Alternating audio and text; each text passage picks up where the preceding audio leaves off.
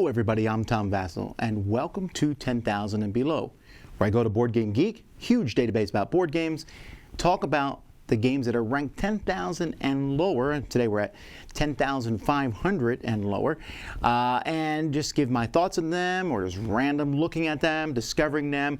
I'm doing this for the first time as I look at these, so this is my initial reactions to them. So let's get started here.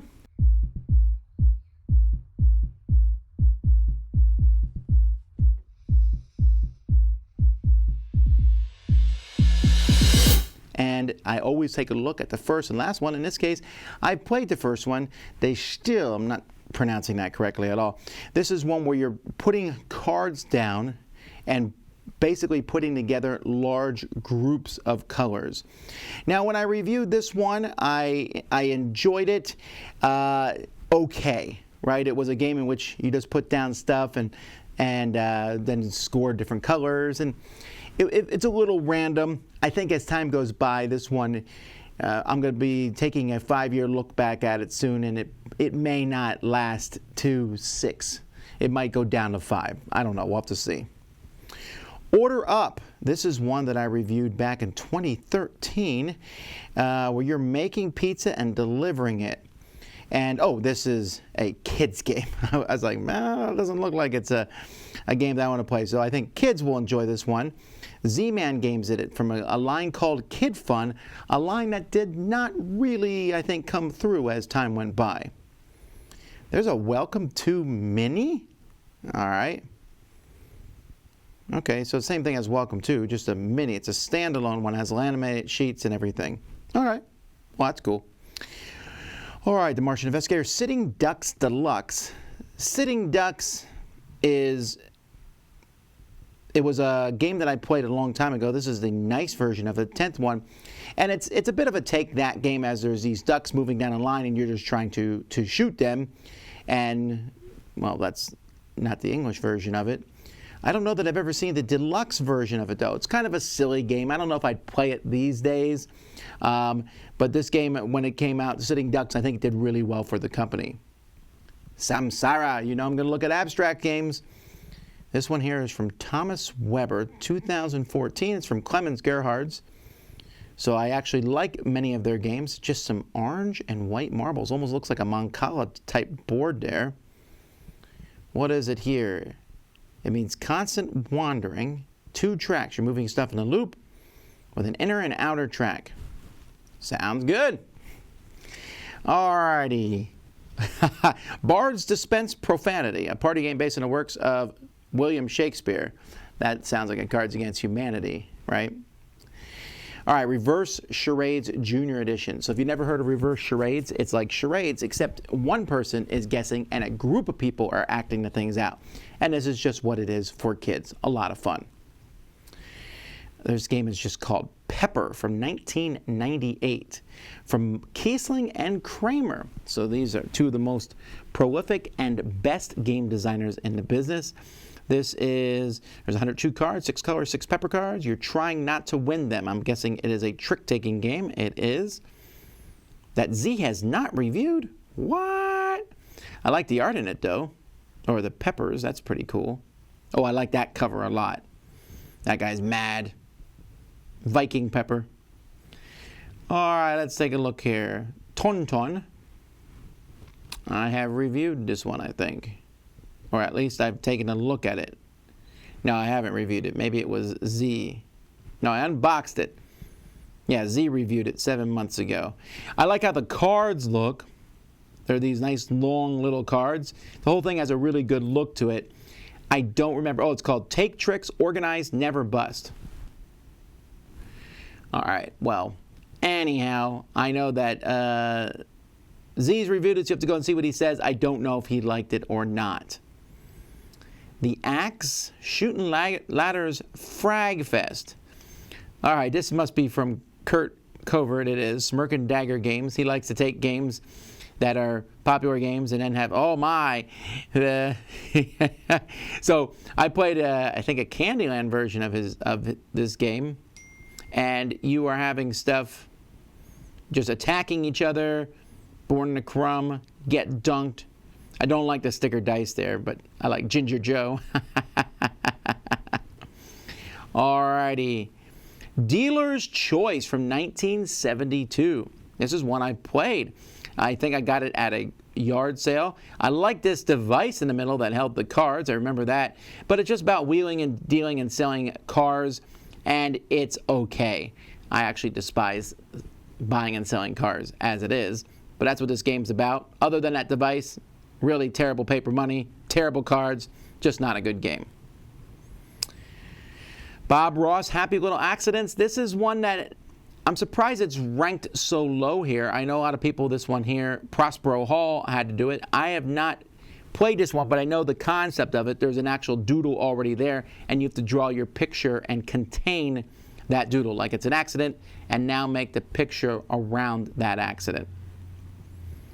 Paris, this one was just on Kickstarter a few weeks ago. Another Kramer and Kiessling. This one I'm pretty interested in. I like the look of it, and again, the fact that it's Kramer and Kiessling automatically sells me on it. The company is Game Brewer. They make really cool looking games. This one will not be in the 10,000s if you're watching this in the year 2022. All right, Molemata Yoda. This one has 104 ratings. I feel like I've seen this game somewhere. Then again, it does an epic game based on Hindu mythology. Well, the artwork's kind of cool, and it seems to be some pretty clean card game design. I don't know if the game itself is any good. Leprechaun Games. What else have they done? Nope, that's it. Huh. Well, what do you go? Another name I've never heard of. Pocket Odyssey. Oh, Con of Cons. Oh, I've actually played this one. I guess I haven't put my rating in here yet. Con of Cons. It's another Reiner Knizia game from Chaosium, and it's sort of like a take that game where you are drawing cards from different piles, but you're keeping track that each pile has the same kind of cards in it. So you're keeping track of which cards are pulled from where. Each con has their own special ability. Each pile has a unique card in that's not in any of the other piles. It works, and great artwork, but it's very, very light. Sheepdogs of Pendleton Hill. This game is designed by Max Michael from Stratamax Games. Now, Stratamax Games is very similar to Winsome Games, and in this game, you are trying to get to the top of the hill. Move your pieces up. Let me show you. Where's the board? There's the board, and I'm pretty sure you get points based on where you are on the board. Came out 2012. When did I review it? Yeah, 13. Okay, so an interesting game, but I've not heard nor thought about it in the past 7 years. Spin Monkeys. Alrighty. So, do you actually spin these things? No, it looks like you're just putting them on this. It's a rotating monkey thing. Oh, wow. I'm not interested in that at all. The box cover made that look way more fun. But it was one of the 4 winners in the Rio Grande's 2009 game competition by Mark Selmeyer. And he's only, he made Seasons the Calendar Rummy Game. That one I played. But we'll talk about that one when we get to the 11,000s. All right. Discovery and Gemlock. Here's 2 games we'll take a look at. Discovery from Tactic Games. This came out in 2002. So you're pulling out different things to show a specific picture there. Interesting, but wow, that doesn't look like a 2002 thing. That looks like something from the 70s. Interesting, though. This does sound like a fun, interesting game. This is one of those ones I might, if I saw it, I might give it a whirl. All right, Gemlock, which is from Dalmeyer 2007. Land on precious gems and hang on for a ride. The dice determines your move. You determine your fate. Nope. That dice determining your moves does not have me interested at all. Dome Crushers and Spring Rally. I know I played Spring Rally. Dome Crushers. Ooh. Really like that artwork. This is from Floodgate Games. Wow. Oh, I'd put that up on my wall. This is great. When did this game come out? 2017. well, maybe it's not that great of a game. It's a tiny 2-player game of Titanic arena battles. But wow, I want to get some of that art. I really like that art. Neat. All right, Spring Rally. This is a trick-taking game, almost for kids. You have these springs, and you're trying to wind them up and then let them go. And you're playing cards each round to see if you're going to wind your thing up or move your car along a trap. But your spring, you wind it too tight, it doesn't go well. You wind it too, you just wind it a little, your car's not going to go very far at all. I thought this one worked pretty well for kids. Munchkin Warhammer 40K? Yeah. Nope. Realm from 1973. Incredible Expeditions. Quest for Atlantis. This is kind of an unfortunate one. I believe I just talked about this one on one of my lookbacks. It really has, the graphic design is not that good. The game is okay. From what I understand, a lot of Kickstarter backers still haven't got their copy of it. So this is kind of a dead game, unfortunately. Yeah, I liked it as a card deck building game, but it never really took off that well. All right, let's see. Dinosaur Chess. Oh, yes. Rory Story Cube's Doctor Who. Dude! All right, you'll notice I haven't ranked this one. I probably could rank it. I've never played it, but it's one of the most annoying games in the world to be near because everyone just keeps saying dude, but you're trying to say dude in different ways. Like, dude, dude, dude, dude. I'm just not even going to do it. So, no. But I know some people love this. It's Happy Salmon, except everyone's shouting dude. Inside Pitch Baseball, The Sun Never Sets on the English Empire, I'm assuming. Dojo. Hang In There and Open Sesame. So both these games I played. Hang In There. Oh, yeah. Hang In There is a game that if you see it at a garage sale and you have kids, you might want to get it. What this does is it has all these motors inside, and you can see the bottom there, it shows the motors. These trees are spinning around, and you're trying to lift the tree up and make it, and then drop it so that the monkey comes up off one tree and lands on another tree. It's actually a pretty clever little game, again, for kids, but I thought it was neat. Open Sesame, this came out in 2012. When did I review it? 2016, so about 4 years ago. I remember playing it, but how did it work? I'm going to have to look here. Let's see. You take the Royal Valley, they must repeat. Oh, okay. You have to keep playing the same cards in the same order. A push your luck memory game. I remember now. Blitzkrieg in the South. Splotch USN. Well, it has over 100 ratings. This is a war game, I'm sure. Woo. Yep.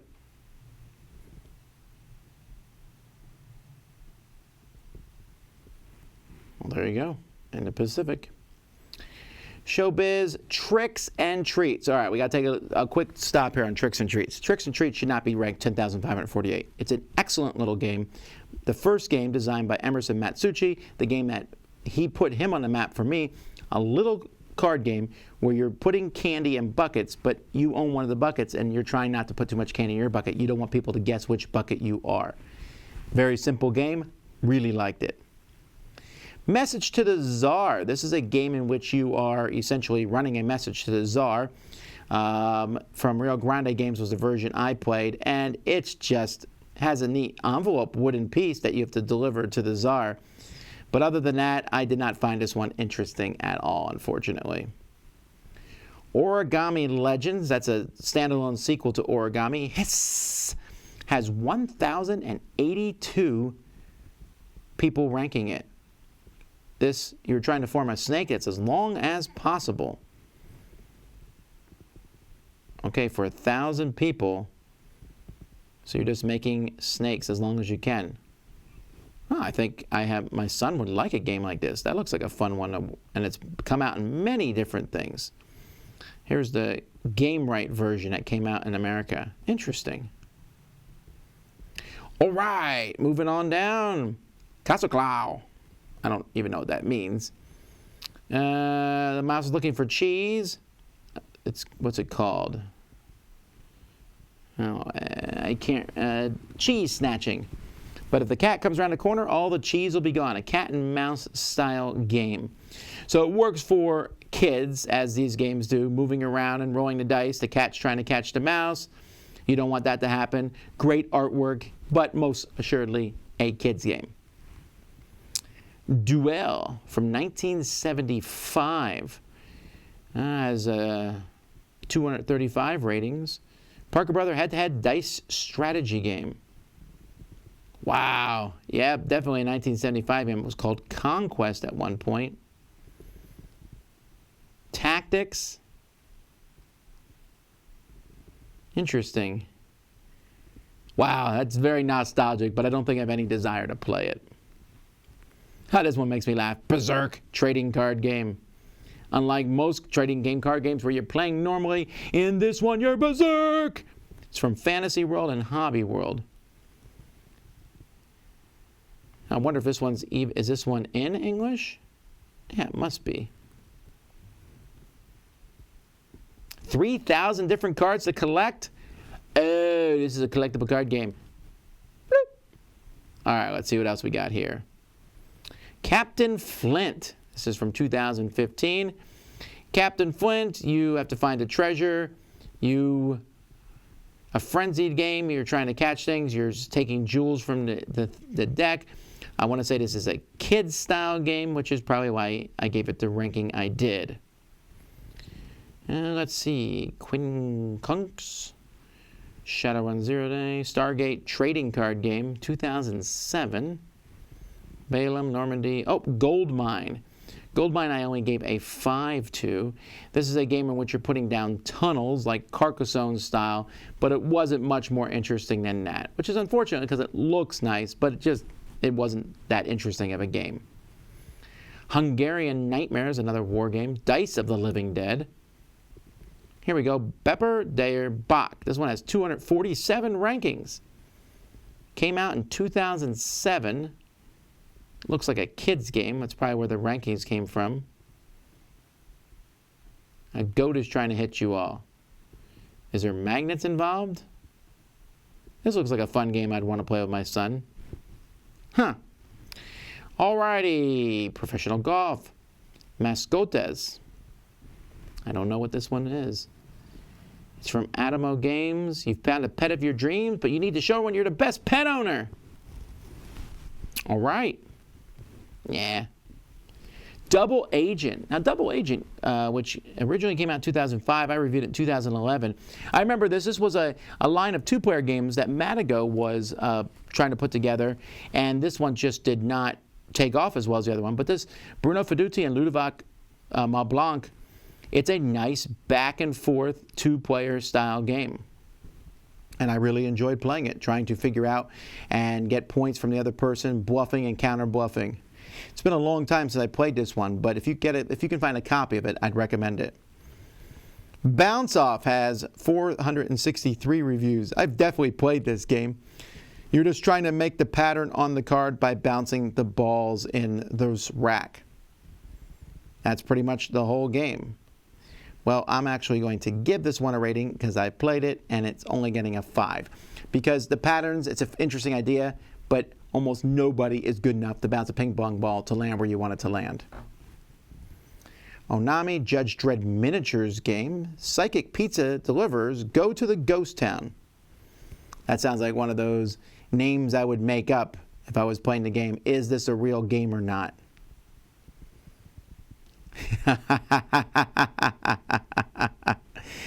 Players are deciding that pizza delivery professionals and a mayor, a GM, controls the ghosts and builds the town. That is a very, very specifically weird game. Props. Moonquake Escape. This one is from Breaking Games. It is a really nice looking game. It has this board where there's different spinners and different characters. I've not yet played this one, but I like how it looks. Let's see, Tomorrow's War, we'll worry about that later. Plague, the card game. Banana Macho. Was that what I played it as? You're going to grab the fattest fruit, trying to move up the tree. Okay, I know I played this game. When did I review this one? 2015, so 5 years ago. You roll dice and create a combination, but whoever faster gives a banana in the middle of the table, triumphant squeak. That's right. Ranking it for kids, it worked. I remember it now. Squeaking the banana. Pretense. This has 287. Jason Tagmeyer and AEG Buttonshy. So this is one of those games that you play during other games. Okay, well there's definitely, I've said that this is a genre of games, and there's several of these doing it, and you have to do these things before you get caught. So this one from AEG when they were making their small little card games. Dio American Dream. There's Ubongo Star Wars. This is one of those ones, since when, who wants to play Ubongo where you're trying to build a Tetris grid in Star Wars? This is such a weird combo, I don't get it.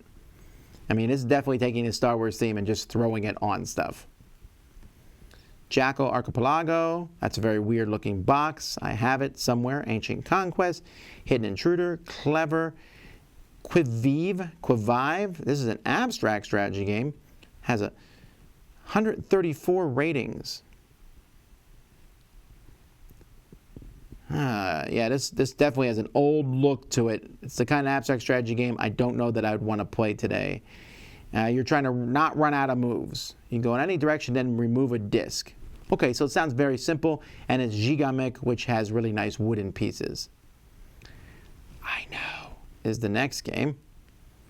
A visual trivia betting game. You're going to pick one, identify the image. You can bid poker ones to answer a question based on the cards. When did I review that one? 2016, not too long ago. And yet, I've already forgotten it. I must have played it with my kids. Trivia for your eyes. And the last two, Carnaxis and Starfall. Carnaxis is your high school graduate trying to survive in the economy. Well, I like that theme. Ooh, not a good looking board though. Whoa! Too much going on there. Not interested. Starfall. Stellar exploration and conquest. This is a war game. Look at all those counters. Woo! Yeah, I don't know, folks. This one looks like it has a long rulebook. 1979. Wow. I will say, though, as a kid, though, if I had found this in the thrift store, I would have been all over it. Well, there you go. That is another 100 games that we've kind of sped through in 10,000 and below. Any games in here that I should have talked about or caught your eye and you want to talk about, mention it in the comments below. Until next time, I'm Tom Vassell, and you've been watching The Dice Tower.